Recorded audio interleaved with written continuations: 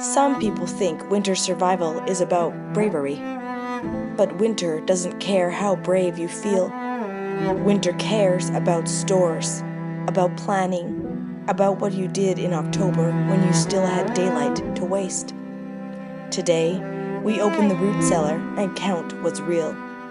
And in the middle of jars and burlap sacks and old apple crates, Mom tells me something about our before life, something I've never heard her say out loud. Because out here, food isn't just food.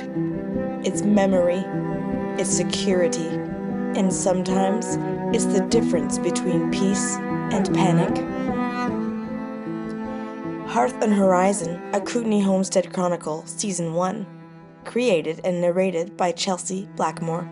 This story is developed with AI assistance. Episode 5, Root Cellar Gospel. The first cold snap after a scare feels sharper. Not because the weather changed more than usual, because you changed.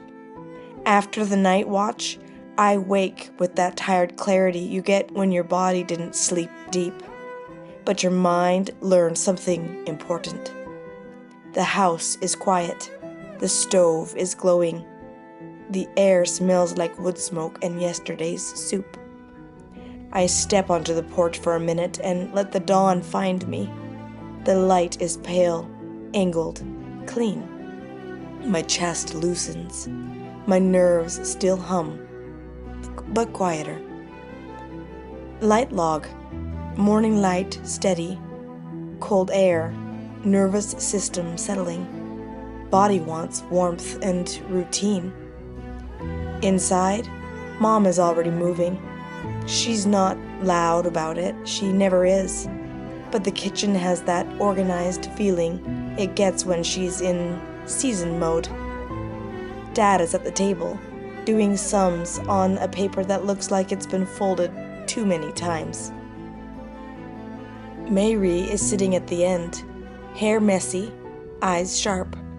She looks like she's daring the morning to underestimate her. Bram is in socks, sitting close to the stove, holding a mug with hands like it's a shield. Dad looks up as I enter. Root cellar day. Mary perks immediately. Yes! Bram groans. Do we have to? Mom answers without looking up. We do. Bram, why? Mom, because we eat. Bram opens his mouth, then closes it. That's the thing about Mom. She doesn't argue with reality. Dad adds, and because we don't wait until there's a problem to find out what we have. Mary says, like last winter when we ran out of apples and everyone got dramatic. Dad's eyes flick to her. Nobody got dramatic. Mary smiles. You did. Dad's mouth twitches, almost offended. I did not. Mom finally looks up. Rowan, you mourned those apples like a family member. Dad, they were good apples. I can't help it, I laugh.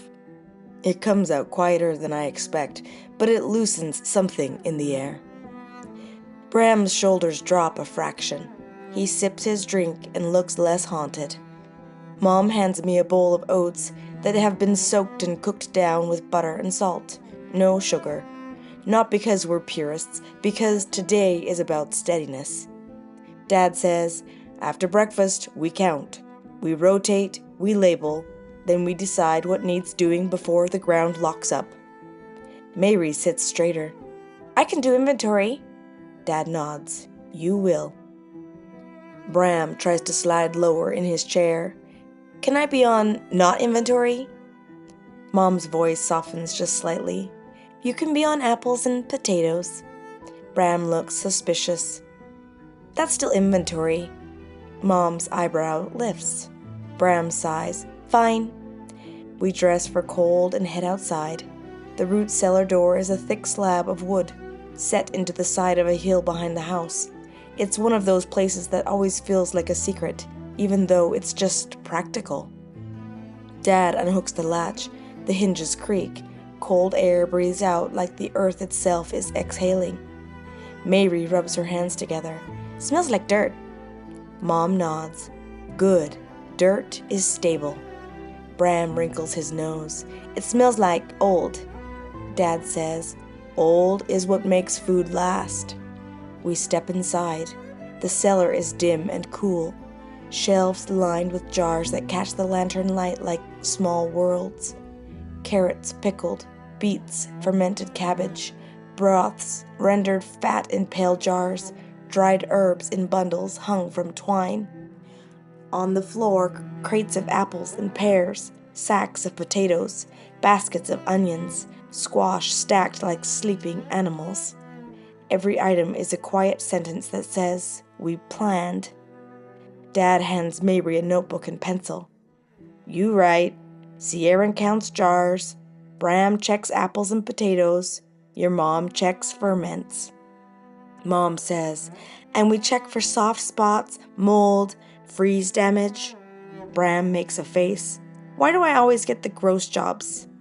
I look at him. Because you're the most dramatic about it. Mary adds, also, you're short enough to fit in the corner without knocking everything over. Bram glares. I'm not short.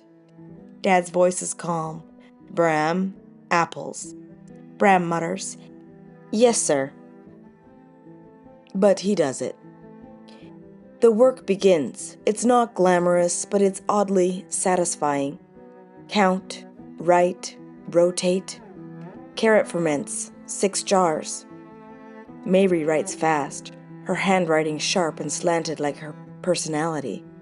I lift jars gently, checking seals, moving the older ones forward.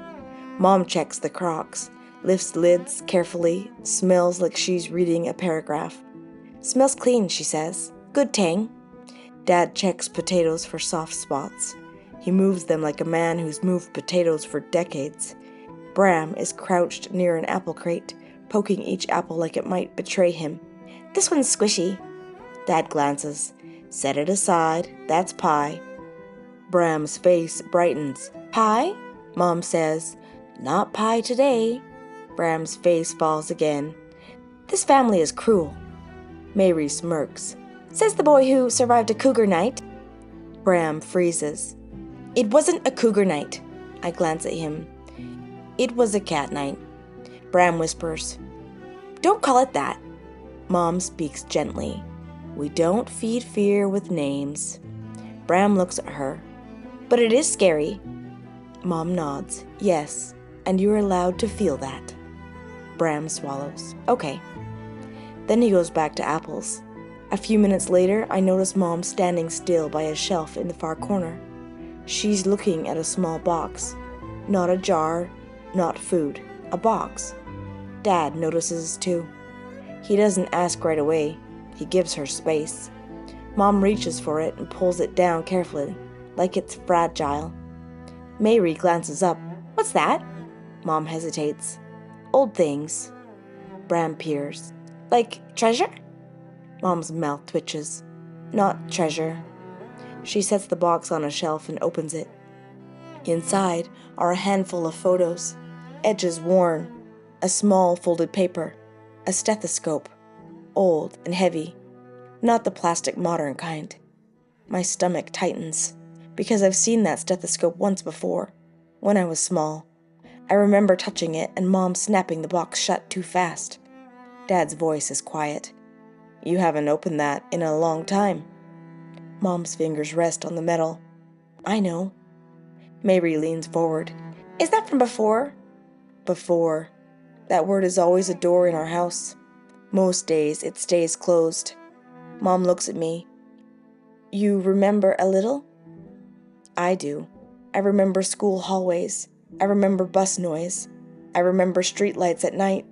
I remember Mom's eyes, tired, sharp, always thinking. I remember Dad, quieter back then, like he was holding his breath in a life that didn't fit. Mom says, your grandfather gave me this. Bram's head tilts. Grandpa Doctor? Mom nods. Yes. Mary says, the conventional one.